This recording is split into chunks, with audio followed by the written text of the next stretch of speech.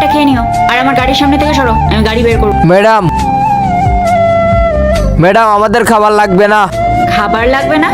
আমি কিন্তু কোনো টাকা পয়সা দিতে পারবো না তোমাদের। ম্যাডাম আমাদের টাকা পয়সাও চাই না। খাবারও লাগবে না, টাকাও লাগবে না, তা কি লাগবে শুনি? ম্যাডাম, আপনি আপনার ফোনটা একটু দিতে পারবেন? আমাদের একটু দরকার আছে। না না, আমি তোমাদের আমার ফোন দিতে পারবো না। যদি তোমরা আমার ফোন নিয়ে খারাপ কিছু করো বা পালিয়ে যাও, তখন আমি কি করব? না না ম্যাডাম, আপনি ভুল ভাবছেন, আমাদের ব্যাগ তো এখানেই আছে। আসলে আমি একটু আমার বাড়িতে ফোন করতাম। আচ্ছা ঠিক আছে, বাট একটু তাড়াতাড়ি, আমাকে বেরোতে হবে। এ নাও।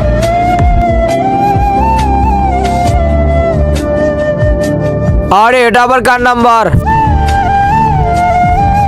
হ্যালো কে? হ্যালো দাদা, দাদা আমি গোপাল বলছি। তুই কেন ফোন করেছিস আমাকে? বাড়ি থেকে বের হওয়ার সময় তো অনেক বড় বড় কথা বলেছিলিস।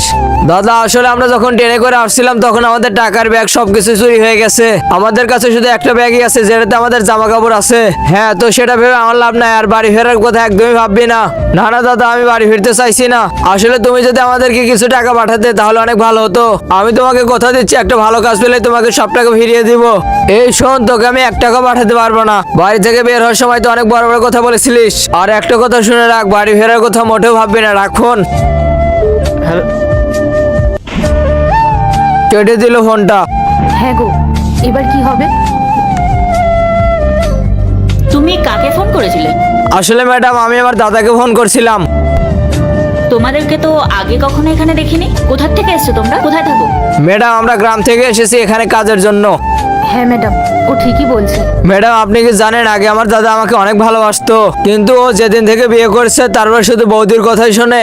ওরা দুজন মিলে আমার সঙ্গে খুব বাজে ব্যবহার করতো।